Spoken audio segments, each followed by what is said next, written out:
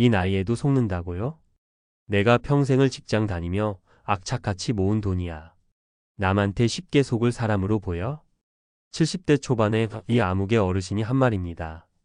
퇴직 후에도 꼼꼼히 통장을 들여다보며 아내와의 노후를 걱정 없이 보내기 위해 늘 숫자에 민감했던 분이었죠. 그런데 바로 그분이 당했습니다.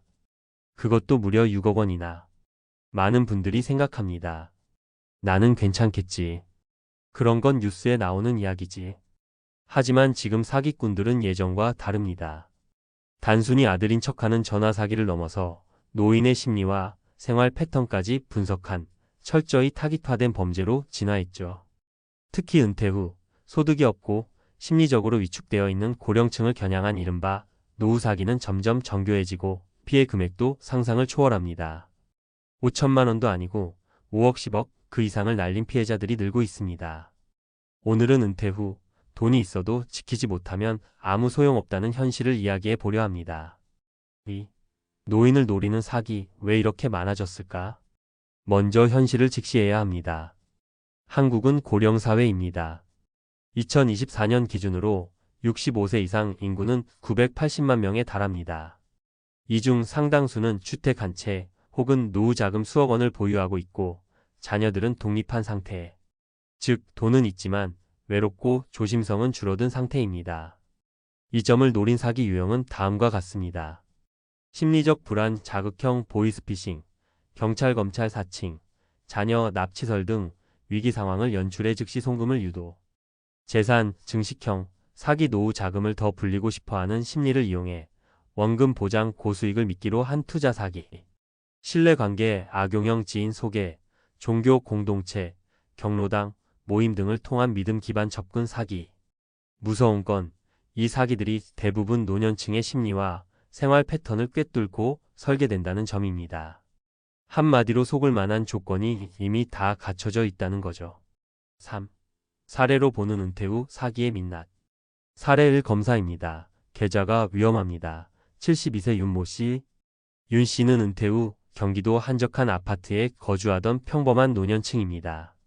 어느 날 서울지검 금융범죄팀이라며 전화가 옵니다. 고객님의 통장이 보이스피싱에 연루되어 있습니다. 계좌를 보호하려면 안전계좌로 일시이체하셔야 합니다. 거짓말 같죠? 윤 씨도 처음엔 안 믿었습니다. 그런데 상대는 윤 씨의 계좌 정보, 생년월일, 가족 관계까지 줄줄이 읊으며 심리적 압박을 가했고 결국 윤 씨는 5일간 4차례에 걸쳐 총 3억 원을 이체했습니다. 경찰에 신고했지만 이미 늦었습니다. 윤 씨는 지금도 매달 소액의 연금으로만 생활하며 가족한테 얼굴 들 수 없다고 말합니다. 사례 2 수익률 12% 보장드려요. 68세 송모 씨. 송 씨는 은퇴 후 노후 자금을 어떻게 불릴까 고민하다 이웃이 소개한 부동산 펀드 설명회에 참석했습니다. 설명회에선 전문가로 보이는 사람들이 나와 PPT를 돌리고 실제 건설 현장 사진도 보여줬죠. 처음엔 500만 원, 그 다음 3천만 원, 결국 1억 원까지 투자했습니다. 매달 이자도 들어왔고요. 하지만 어느 순간부터 이자가 끊겼습니다. 알고 보니 돌려막기형 사기였고 그 현장은 아예 존재하지도 않았습니다. 송 씨는 말합니다. 은행에만 넣기엔 이자도 없고 조금 욕심낸 게 죄였을까요? 사례 3 엄마, 나야 사고 났어. 76세 이모 씨.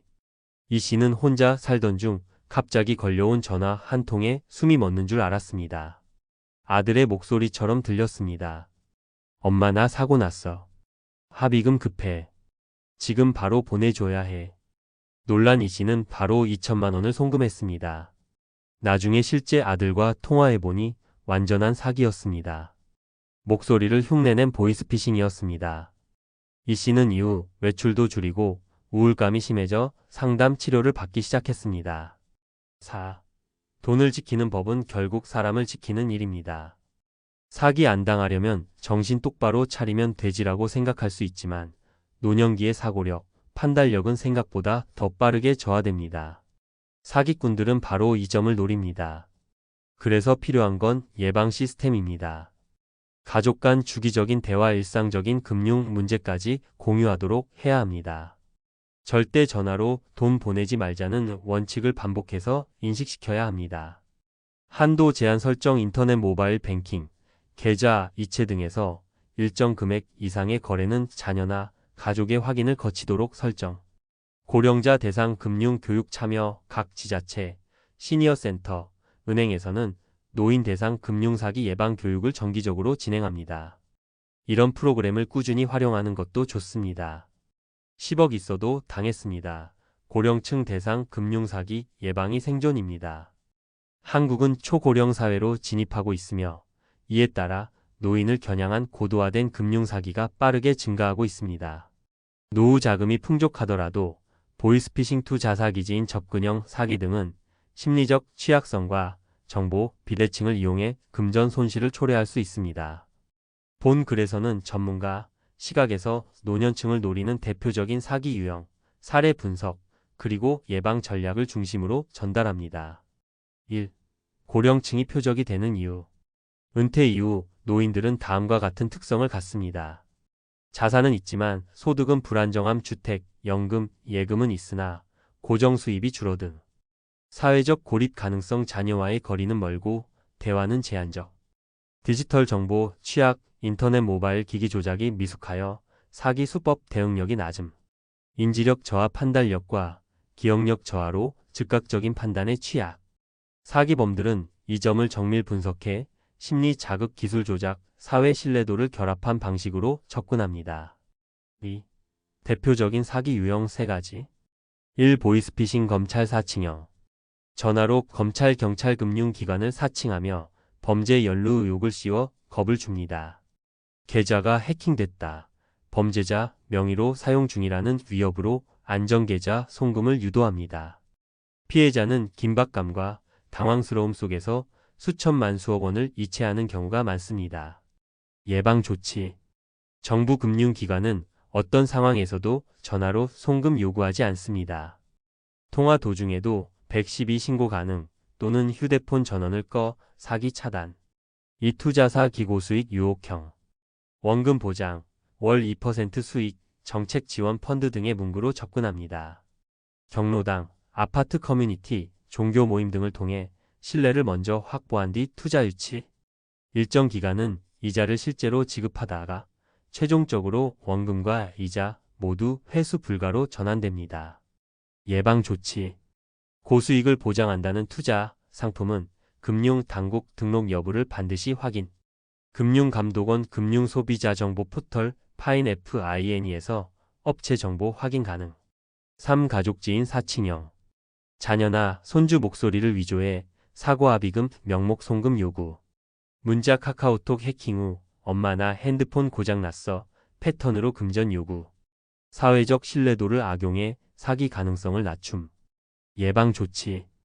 음성 문자만으로 절대 송금하지 말고 반드시 영상통화 또는 본인 확인.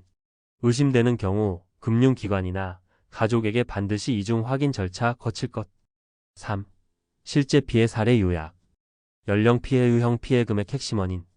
72세 보이스피싱 3억 원권 위기간 사칭 위기심리 자극. 68세 부동산 투자 사기 1억 원 이후 통한 신뢰 접근 고수익 미끼. 76세 자녀 사칭형 피싱 전화 2천만 원감정 자극 음성 유사도 높은 기술. 이처럼 고령층은 정보보다 감정과 신뢰에 흔들리기 쉬운 구조에 있습니다. 4. 전문가가 권하는 5가지 실질적 예방 수치. 이체 한도 줄이기를 이체 한도를 100만 원 이내로 설정. 송금 전 반드시 가족과 확인 전화보다 영상통화 활용. 금융교육 정기 참여. 은행복지관지 자체의 노인금융사기 예방교육 활용. 기기 비밀번호의 보안 강화, 자동 로그인 금지, 보안 앱 설치. 사기 의심 상황 매뉴얼 만들기 자녀와 함께 행동 지침 정리. 5. 사기 피해 시 반드시 해야 할 조치. 즉시 경찰청 112 또는 금융감독원 1332 신고. 해당 은행 고객센터에 지연 이체 요청 일정 시간 이체 중단 가능. 사기 계좌는 지급정지 요청 가능 관할, 경찰서, 신고서, 첨부 시 신속 처리. 결론 돈보다 중요한 것은 인지력 유지와 예방 체계. 고령층 금융사기는 단순한 범죄가 아니라 사회적 돌봄 사각지대에서 발생하는 구조적 문제입니다. 은퇴자 본인뿐 아니라 가족지 자체 금융기관이 함께 사기 예방 생태계를 만들어야 합니다. 특히 자녀 세대는 부모님께 반복적으로 절대 전화로 송금하지 말 것을 교육하고 거래 한도와 보안 체계를 함께 설정하는 등 금융관리 동반자로서의 역할을 강화할 필요가 있습니다.